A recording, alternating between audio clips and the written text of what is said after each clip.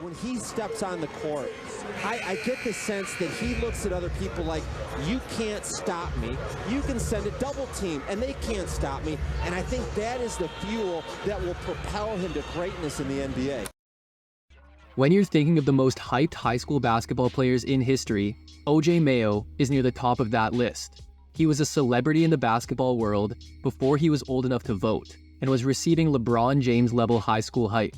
And he wouldn't disappoint throughout his teen years at many different schools, building his name against the nation's top talent and holding his own against NBA pros, while even calling out Michael Jordan at his own camp.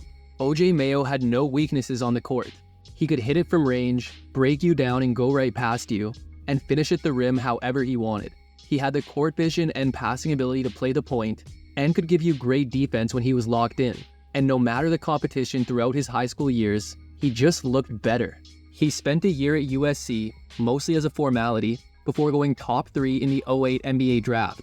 His career started great with the Grizzlies, but he was never able to improve on it, and turned into the odd one out in Memphis, leaving the team after 4 years.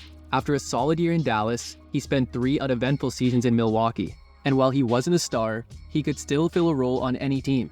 But his time in Milwaukee was his last time in the NBA, as the league handed down one of its harshest suspensions ever on Mayo in 2016, and he would never appear in another NBA game after this. And while he spent years continuing his career overseas, it's an interesting story seeing how quickly he went from the mountaintop to being out of the league. But make no mistake, it wasn't because he didn't have the game. Let's jog your memory. A West Virginia native, OJ Mayo was a special basketball talent, and it was clear from a young age. At just 10 years old, he was leading his teams through the AAU circuit, winning 200 straight games at one point. And by the time he was a teenager, it was obvious that he needed to play against older competition if he wanted a challenge. So he left his hometown of Huntington to move to Ashland, Kentucky, as Kentucky does not require that a player is in at least 9th grade to play varsity. So Mayo, who was soon to be a 7th grader, would begin his varsity career at Rose Hill Christian High School. And Mayo didn't just hold his own against the older competition, he made it look easy, averaging 23.1 points per game as a 7th grader. Then in 8th grade, he averaged 20.5 points and led Rose Hill to a state tournament appearance. So now, Mayo was set to enter 9th grade, and was eligible for varsity in any state. And his next stop would be Ohio, as he moved with his AAU coach and the man he referred to as grandfather, Dwayne Barnes, to Cincinnati, to enroll at North College Hill High School, with Barnes reportedly orchestrating this move to get Mayo to a bigger city with more media exposure, as Rose Hill had fewer than 100 students, but North College Hill had closer to 1,000, and Mayo's name had been quickly gaining traction in the high school basketball world as the next big star. And by moving to Ohio, he was naturally going to start getting comparisons to another Ohio basketball star. Once again, Mayo's competition would improve, but Mayo continued to show that he was the real deal. Gyms throughout Ohio were now packed full to watch the 9th grader, as he would average 31 points per game while winning the city scoring title and breaking the school's single-season points record. But what mattered more is that the arrival of Mayo turned the Trojans into a winner, as after going 2-18 the year prior, Mayo would lead them to a 21-1 record this season. His sophomore season was much of the same, as he would average 28.9 points, 7.8 rebounds, and 7.7 assists per game, and set a school record by dropping 54 points in a game versus Laughlin. Mayo would lead the Trojans to a 27-1 record and the Division III state championship, while being named a parade second-team All-American and winning Ohio's Mr. Basketball, joining LeBron James as the only sophomores to be given the honor.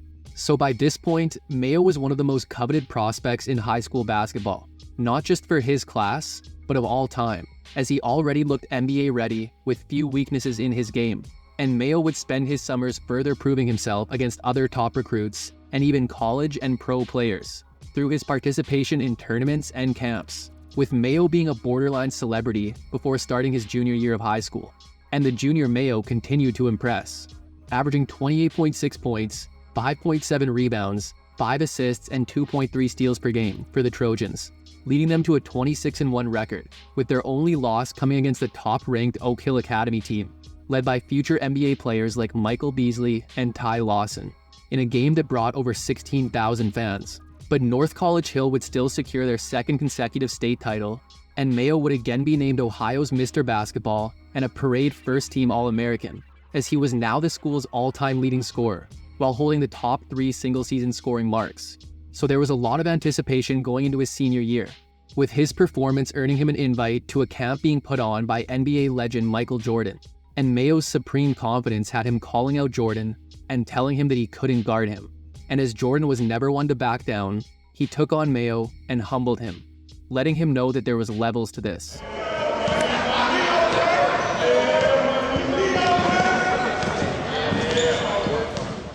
A story which Mayo substantiated years later in an interview. He said, "Hey, young fella, let me tell you something." He said, you may be the best high school player in the world, but I'm the greatest ever. But when his senior year started, Mayo had again transferred. Only this time, he was going back home. Reportedly, one of the main reasons for Mayo returning home for his senior year was due to star teammate Bill Walker having utilized all of his high school eligibility following the 06 season. But Huntington Prep wasn't complaining that they were adding a top 3 national recruit to their team. And while Mayo had been thought of for years as a player who would make the prep to pros jump, he was no longer able to, due to the league passing a new CBA the previous summer, which required all incoming players to be at least 1 year removed from high school. So during this summer, ESPN tentatively reported that Mayo would be committing to USC, a commitment which he confirmed a few months later in early November. But his one season with the Highlanders would become stuff of legend. Huntington definitely didn't need Mayo, as they were already coming off back-to-back state titles, led by guys like Chris Early and Patrick Patterson. But Mayo definitely didn't hurt them. Mayo was unstoppable, as he averaged 28.2 points, 7.2 assists, and 6.1 rebounds per game. The only thing that did stop him this season was a controversial suspension, which occurred in January after he was ejected from a game versus Capitol High. During the game, Mayo had received 2 technicals, which led to his ejection from the game.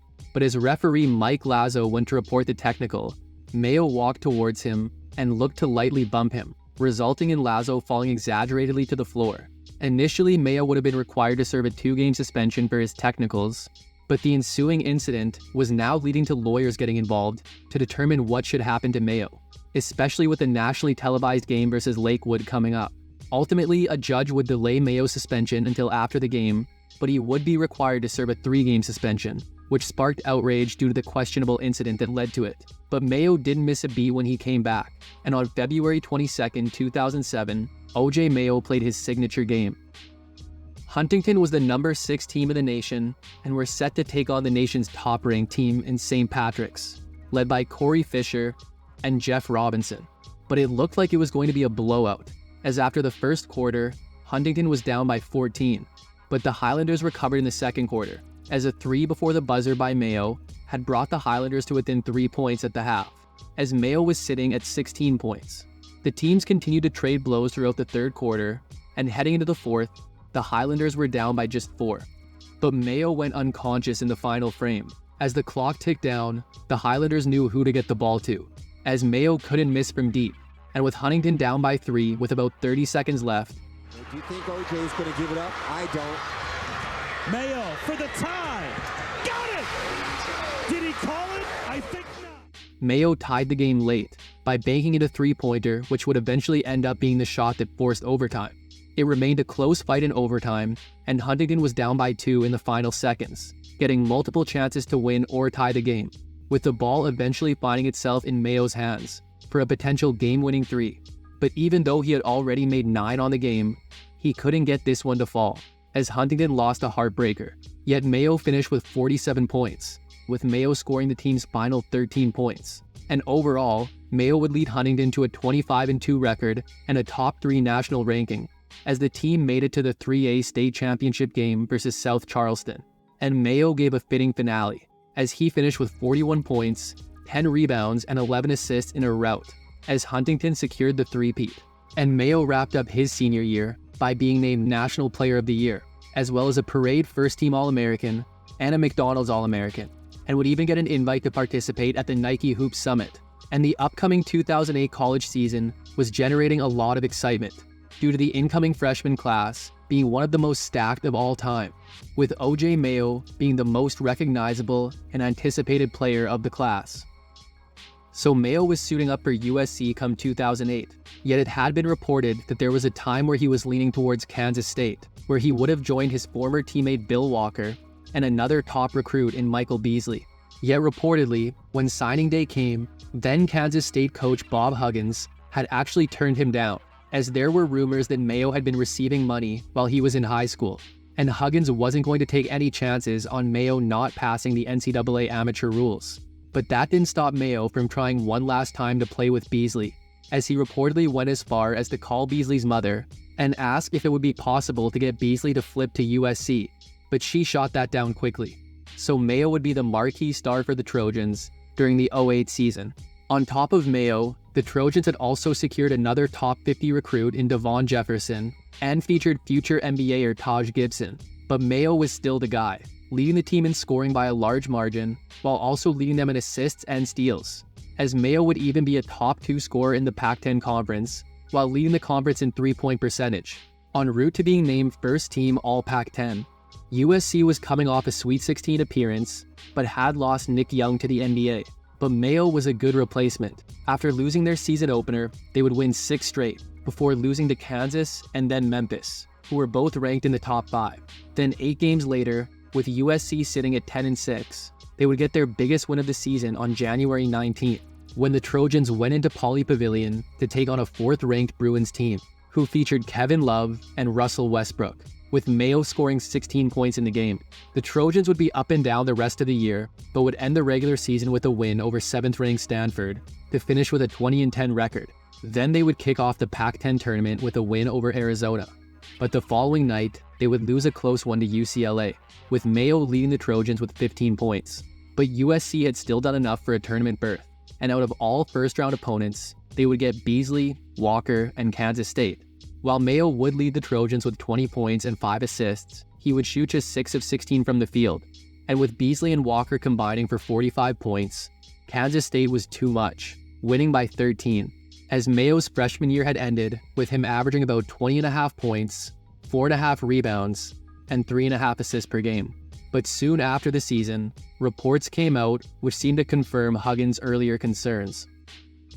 The headline broke in May that Mayo had allegedly received around $30,000 during his freshman year at USC from an LA event promoter named Rodney Guillory, which would lead to an NCAA investigation probe a year later on both Mayo and former Heisman winner Reggie Bush. And then in January 2010, those investigations concluded, and Mayo was found guilty of receiving improper benefits, leading to the school dissociating themselves from Mayo.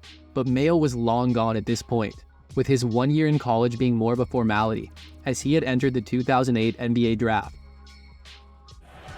With the 3rd pick in the 2008 NBA draft, the Minnesota Timberwolves select OJ Mayo from the University of Southern California.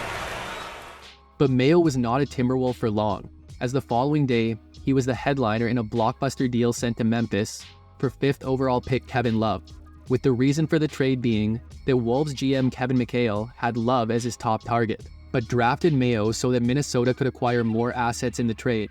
But now Mayo was heading to a young Grizzlies team who looked to be on the rise.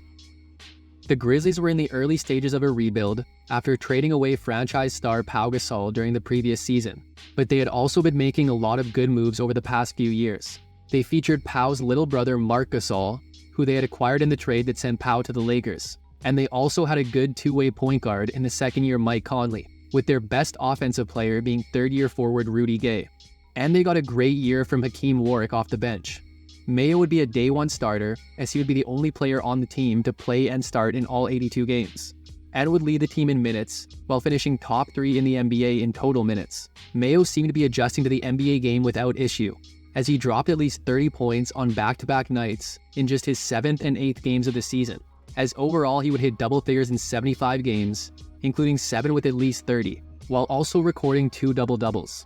Mayo would be top 3 on the team in scoring, assists, and steals, proving to be a very reliable player who could do whatever was asked of him. And although Derrick Rose would still beat him out for Rookie of the Year honors, Mayo was the top scorer among all rookies. But the Grizzlies still weren't expected to make a lot of noise and continued to make moves throughout the season, and would also go through 3 coaches, as after an 11-30 start, Mark Ivoroni was fired and eventually replaced with Lionel Hollins. But the Grizzlies couldn't recover from their slow start, as they finished with just a 24-58 record and missed the playoffs. as Mayo's rookie season had seen him average about 18.5 points, 4 rebounds, and 3 assists per game.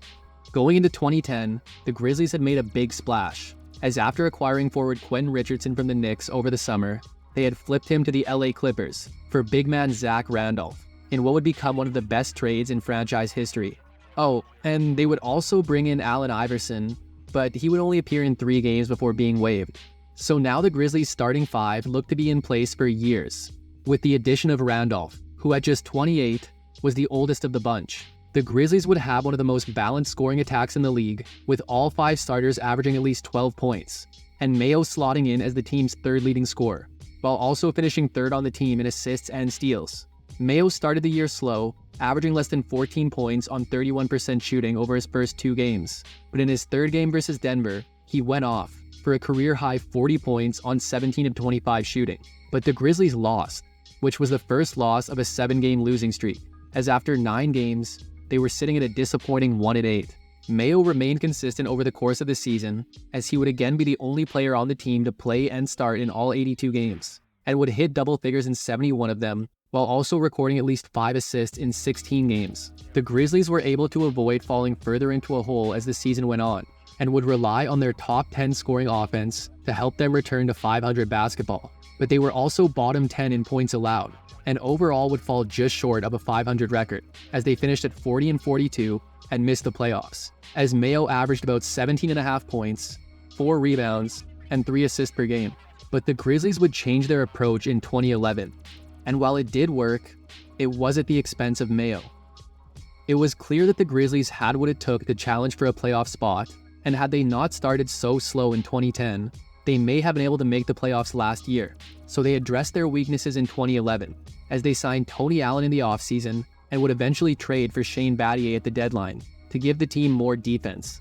Mayo's position was uncertain going into this year, as he had actually played for the Grizzlies Summer League team to try and learn how to play point guard, as although Mayo wasn't polished at the position, he had the necessary skills, and coach Lionel Hollins felt that he could exploit mismatches. But Mayo had began the 2011 season in his usual starting shooting guard spot, yet he had been struggling over his first 13 games. But he came off the bench for a November 20th win over Miami as punishment for being late to a team shoot-around. But this wasn't a one-off thing, as a few nights later, he again came off the bench in a win over Detroit. And now Hollins would say that moving Mayo to the bench was something he had been thinking about for a while, to give the Grizzlies what they had lacked for years, which was a legit scoring threat off the bench. So this move to the bench seemed to be more permanent than Mayo originally expected. And while he would say he wasn't happy about it, he would also say he's all for it, if it makes the team better. And while the Grizzlies had won their 2 games with Mayo coming off the bench, he had only scored a combined 5 points on 2 of 18 shooting. So it didn't look like it was working for Mayo. But in his 3rd game off the bench versus Golden State, he dropped 23 points in a win, and looked to settle into his new role as the season went on, as over the course of the entire year, he would hit double figures in 43 games. But January would be a rough month for Mayo. In mid-January, Mayo and Tony Allen would reportedly get into a fight on the team plane over money that Mayo owed Allen, and while this disagreement eventually came to blows, it definitely didn't go in Mayo's favor. Yet that happens sometimes among teammates. But the bigger offense came a couple weeks later, as on January 27th, it was announced that Mayo was suspended for 10 games due to violating the league's anti-drug program after testing positive for a performance-enhancing drug. And while Mayo was pretty vague about what had happened, he would eventually say that this positive test came from the substance being in an energy drink. And when Mayo came back from his suspension, he was struggling and putting up less than 10 points per game over the remainder of the season. But the Grizzlies had a great second half of the year, going 27-13 over their final 40 to finish with a 46-36 record, which would get them a first-round matchup with the top-seeded San Antonio Spurs. Mayo came out in Game 1 and dropped 13 points off the bench, yet shot below 39%. However, the Grizzlies took a surprising 1-0 lead. The Spurs evened it in Game 2, with Mayo shooting just 2 of 11 from the field. Games 3 and 4 were solid for Mayo, as he averaged 10.5 points, but still shot below 39%. Yet the Grizzlies had taken care of business at home, and were going back to San Antonio with a 3-1 lead. Memphis couldn't wrap it up in Game 5, as San Antonio stayed alive, with Mayo scoring 9 points. But then in Game 6, even though Mayo had just 6 points, the Grizzlies held on to upset the top-seeded Spurs in 6 games. And even more impressive was that they had done this without Gay, who was out for the postseason with a shoulder injury. But the Grizzlies were moving on to a second-round matchup with OKC. Mayo had another slow start with 6 points on 2 of 7 shooting, yet again the Grizzlies took Game 1 on the road. Then Mayo's next 3 games were his best stretch of the postseason, as he averaged over 17 points, 4 rebounds, and 4 assists, as well as a steal and a block, as each game saw him score at least 16 points. Yet the Grizzlies only managed 1 win during that stretch, as they were tied going back to OKC for Game 5. Mayo cooled off with 5 points in a loss, but came back in Game 6 with 16 points and 4 steals on 50% shooting, as the Grizzlies forced a Game 7. Mayo would have a respectable 14 points and 5 rebounds, but the Thunder outscored the Grizzlies in every quarter, en route to a series win, as Mayo's third year had seen him average about 11.5 points, 2.5 rebounds, and 2 assists per game. So while Mayo had shown some life in the playoffs, he still wasn't too happy with his role, and it wasn't just due to the lack of playing time. It was also due to how it affected his value, as Mayo had watched the Grizzlies give Gay and Conley big extensions over the past couple seasons, and he wanted the same, yet the Grizzlies weren't showing any urgency to get him re-signed.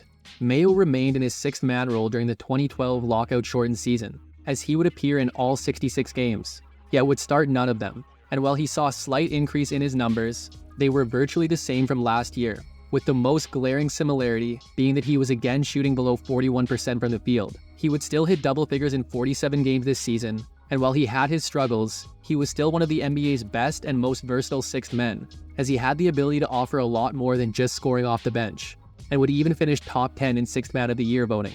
And after last season's surprising run to the second round of the playoffs, and with Gay healthy this year, the Grizzlies were no longer a rebuilding team, and would put together a good season behind their top 5 defense, as they would finish with a 41-25 record and were hot going into the playoffs, winning their final 6 of the regular season and set to take on the Clippers in round 1. While Game 1 of this series is known for the Grizzlies' 4th quarter collapse, which led to the Clippers stealing one on the road, Mayo had actually started strong, as he had scored 17 points off the bench. Then the Grizzlies would get back on track with a Game 2 win, as Mayo dropped a postseason career-high 20 points, while adding 2 steals. But then Mayo went ice cold, as he failed to score more than 6 points in any of the series' remaining games, and couldn't make a shot to save his life, as he went to combine 6 of 34 from the field. However, the series would still go 7 games, yet the Grizzlies would drop Game 7 at home to end their season, as Mayo's year had seen him average about 12.5 points, 3 rebounds, and 2.5 assists per game. But the Grizzlies opted not to re-sign Mayo after the season, as he was now an unrestricted free agent. While Mayo had received interest from many teams, he didn't receive any big-time offers, so he would decide to sign a 2-year deal with the Dallas Mavericks with a player option for the 2nd year. And with Dallas confirming that Mayo would be their starting 2-guard, he felt like he could finally get another chance to prove himself as a starter in the NBA, and looked forward to the possibility of him playing some point guard as well. The Mavs were only a couple years removed from a championship, and were trying to squeeze everything they could out of Dirk Nowitzki, as although they featured a lot of capable talent, they were also one of the league's oldest teams, with a lot of their rotation being 32 or older. So the 25-year-old Mayo was coming in with some fresh legs, and the ability to take some of the scoring load off a 34-year-old Dirk. Once again, Mayo would play and start in all 82 games, and was looking like exactly what the Mavs needed over the first half of the season, as he was averaging over 18 points per game on nearly 46% shooting, and would even match his career high of 40 points in a December 8th win over Houston. But his improved numbers were also due to Dirk missing a lot of the first half of the season, and once Dirk was consistently back over the second half, Mayo saw his scoring drop, and it wasn't so much that he was playing worse, it was just that he was taking a lot less shots.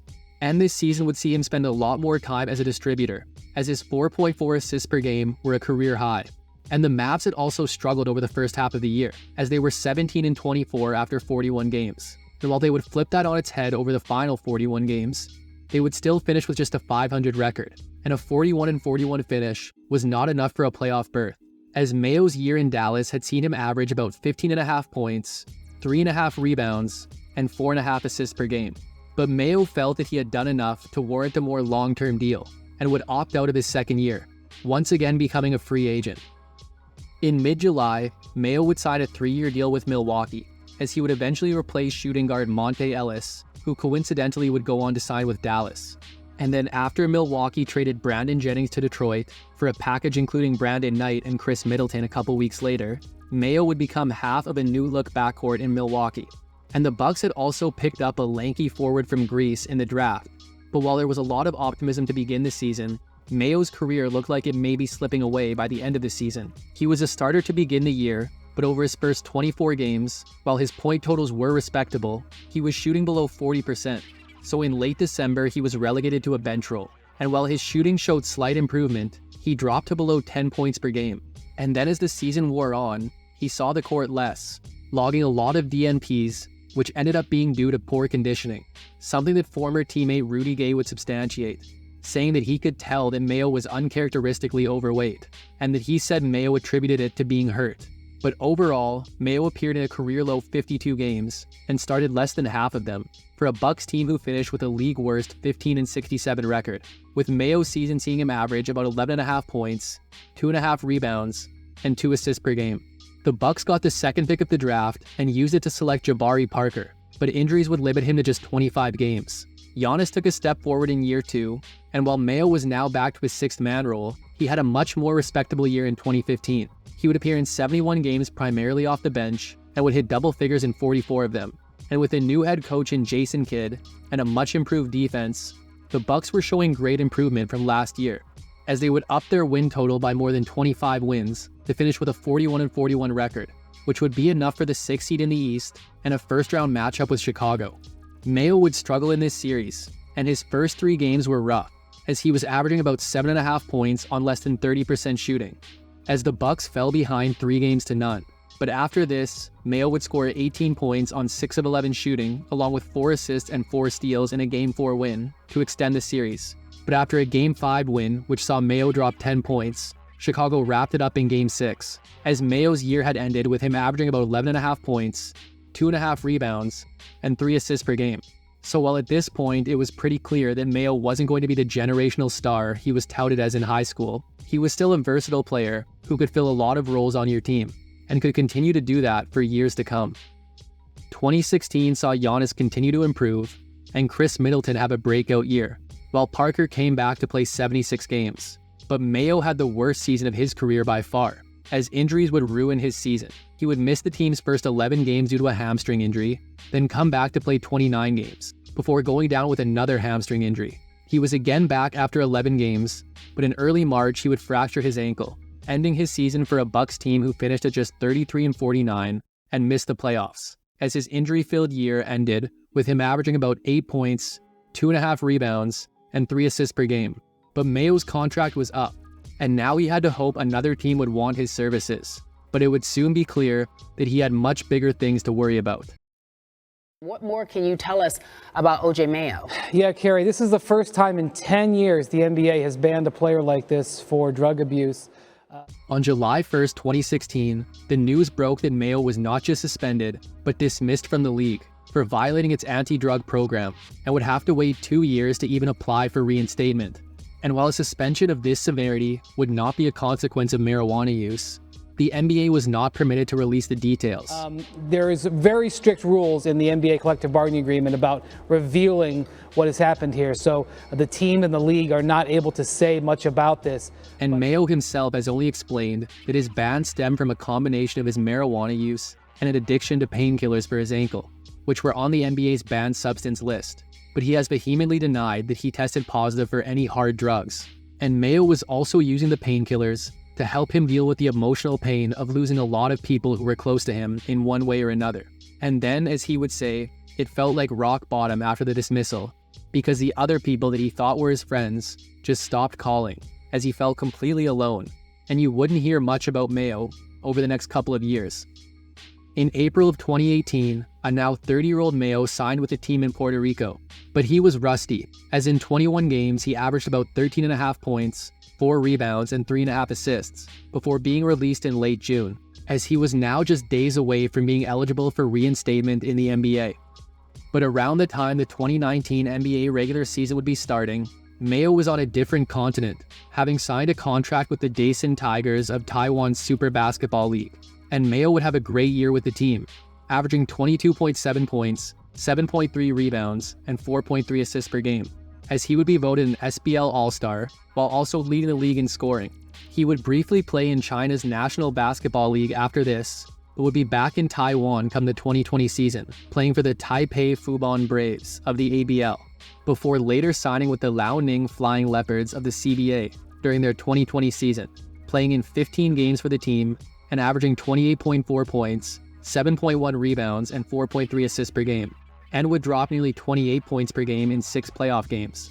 And over the summer, he would get some good news, as USC would reinstate him after a dissociation of over a decade. And after his great end of season with Liaoning, he was back with the team for the entire 2021 season, as he would average 20 points, 4.9 rebounds, and 3 assists per game, which included his career high of 48 points on November 13, 2020 in a win. But he wasn't as effective in the playoffs, only averaging about 12 points over his 6 games, while only playing about 21 minutes a night. Mayo was on another new continent for the following season, as he had signed on in Russia to play in the VTB United League, but would only average 7 points per game. However, he would hit a buzzer-beater game winner in a February 7th win over rival CSKA Moscow. And most recently, Mayo has spent time with teams in both Egypt and Saudi Arabia, as he seems to have come to peace with how his NBA career ended, and was still able to keep playing the game he loved for years after his dismissal. OJ Mayo's popularity in high school was more than what most pro players would ever experience. He learned to handle the stardom from a young age and let his game do the talking throughout this time, and it paid off as he made it to the NBA. But the hype around him had people expecting him to be a superstar, so when that didn't happen, he was looked at as disappointing. And while he did decline as the years went on, OJ Mayo's first few years in the league seemed to be underappreciated for how good and complete of a player he was. And while many may have wanted him to be that 30-point-per-game guy, that might not have been him, as he wanted to impact all facets of the game in the name of winning. Bad luck and bad decisions hurt his career and life in later years, but he rebounded better than most and was able to continue playing the game he loved with much less pressure for years after his suspension. And that's all anybody can really ask for. And just because he didn't become the next great star doesn't mean that he failed, because OJ Mayo proved time and time again that he could hold his own against anyone. But that's it for today's episode on OJ Mayo. Hope you enjoyed it, and make sure to subscribe for more videos like this one. If you liked it, check out this one on one of his Mavericks teammates, or this one on another player who carved out a second career overseas. Thanks for watching, and see you next time.